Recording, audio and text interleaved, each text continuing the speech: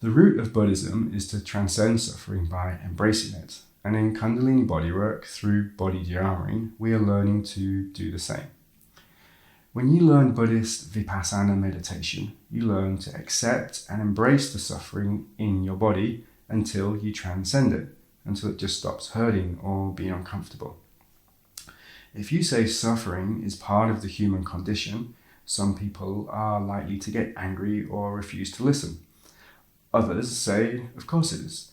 Some people reject the phrase, embrace suffering, or suffering is essential for life, because it goes against the years of self-hypnosis and mind programming they use to create abundance, to create a positive mind that does better in a competitive world. Obviously, a positive mind needs the polarity of a negative mind. Thus, many create unhealthy polarity and unhealthy competition without to maintain a positive mind within. Most people program in false beliefs that maintain their positive mind but stop them realizing higher truths. In Kundalini bodywork, through body de-armoring, similar to Buddhism, we are looking to accept our suffering without resistance so that we can transcend it. The main difference is that instead of focusing on the mind and in some practices the body and emotions through meditation to create acceptance primarily in the mind, we are focusing on the mind, body and emotions through de-armoring to create acceptance primarily in the body. Through other practices in Kundalini bodywork, we go much deeper into shadow work than most Buddhist monks would. But the essence of de-armoring is the same essence which led the first Buddha to enlightenment. Accepting suffering as part of the human experience does not mean that we cannot have abundance in our lives. On the contrary, by working with the law of attraction, with the laws of polarity and duality, we have a greater chance of creating abundance both in our personal lives and in the collective consciousness. Our inside reflecting our outside and our outside reflecting our in is essential to find an alignment that we can evolve from. It is what working with both polarity and duality is teaching us to do. Anyone with a poor understanding of polarity work or acting unconsciously from trauma will generally create abundance for one and lack for the other, happiness for one and sadness for the other. Their understanding of working with polarity is missing an understanding of duality while being immature. We could express how being born into this world as a baby or giving birth as a mother is generally a painful process. I say generally as the movement of orgasmic birthing is growing. Or we could ask ourselves if not crying and being sad when a loved one died could ever make us feel good. But these are quite argumentative topics where most seem to already agree that a level of suffering is essential in a human life. And to argue otherwise is akin to arguing that the world is flat. And of course, some people will, and from a quantum physics perspective, they have a point. And from an enlightened perspective, it's all an illusion anyway. But in any human life, there is a moment where we need to stand for something, be it a flat earth or a round earth, a world with suffering, a world without suffering, or a world full of opportunities to suffer joyfully, to learn to transcend suffering without needing to become a celibate Buddhist monk. If you want to be playful, you could call this a tantric monk, as tantra is the practice of becoming awake in the illusion of separation instead of transcending it. Self-development in this way can only bring us more opportunities for conscious growth, opportunities to evolve opposed to our other three alternatives of maintaining a world that has equal suffering to joy, to believing in a world with no suffering, or our current reality where the rich and poor divide is so huge that the majority suffer for the gluttonous pleasures of the few, an unbalanced, unfair and unjust world entirely.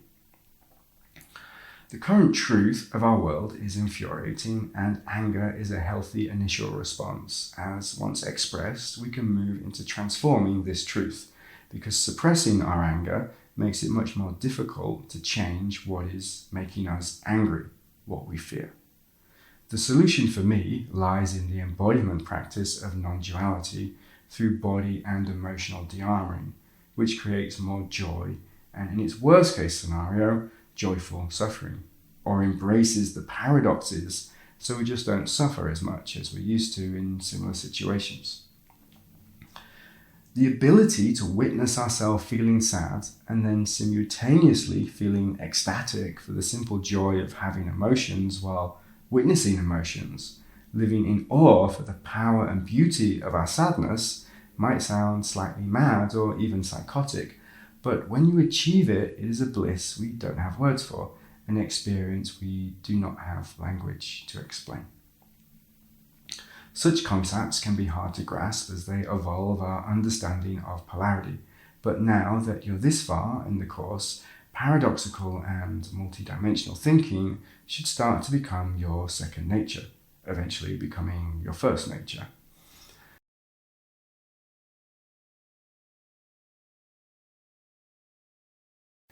Suffering for our passions relates to creating art, beauty, and music.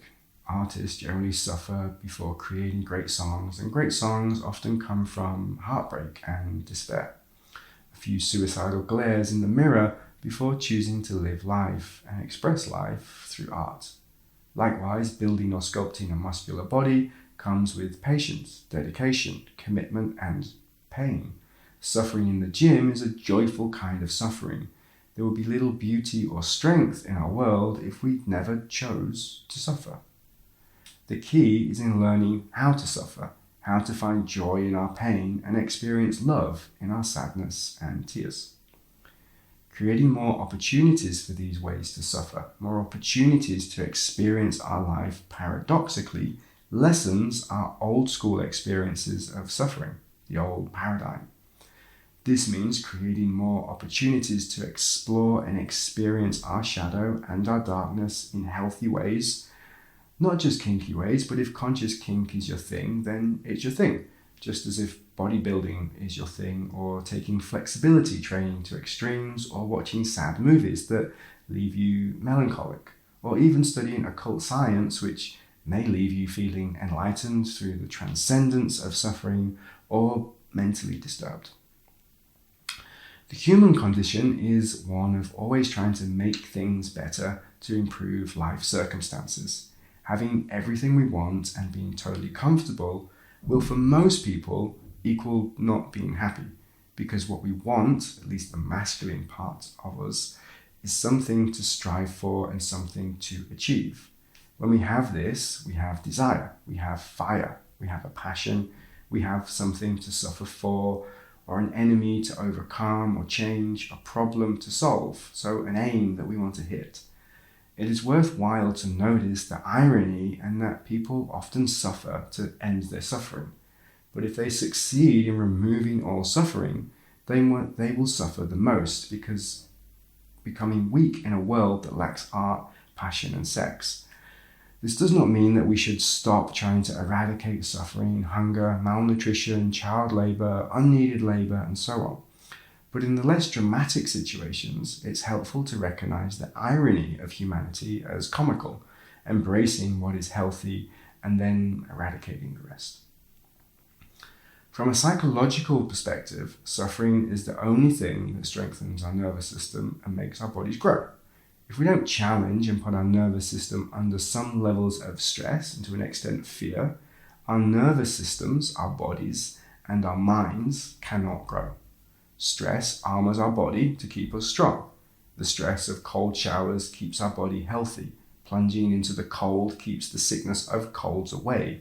But what we need to de-armor and transcend is the negative and painful emotions that experiencing stressful situations create. And to make it slightly more complicated, our immune system is not our nervous system, and stress and fear to our immune system makes it weaker. But a healthy nervous system makes us stronger. And this is not a paradox, but a conflicting truth that we need to work through.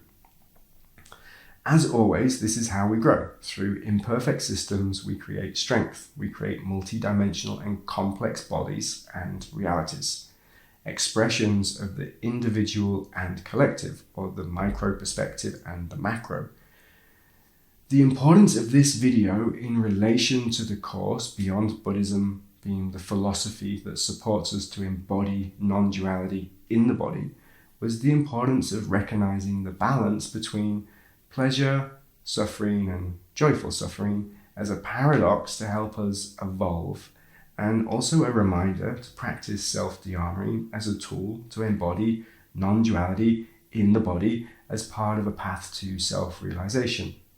And also to understand that our nervous system needs suffering to grow, and our immune system needs to be stress-free to not suffer, to be healthy, and thus we need at least a three-pronged approach to work through three dimensions to create health between our nervous system and our immune system. And finally, I'd like to highlight that this video on suffering is also about our intention. As when we enter into a Kundalini bodywork session, we need to see that our suffering is being transformed, and as we don't want to fully remove all of our suffering, as it is key to our growth, we must learn to keep maintaining our shadow, enjoying our shadow and our suffering, as discussed more in other videos, such as the one on an emotional economy. We all need to start somewhere in this work, thus I suggest combining self-de-armoring with self-pleasuring in a more tantric sense as one simple and practical way to teach our bodies joyful suffering.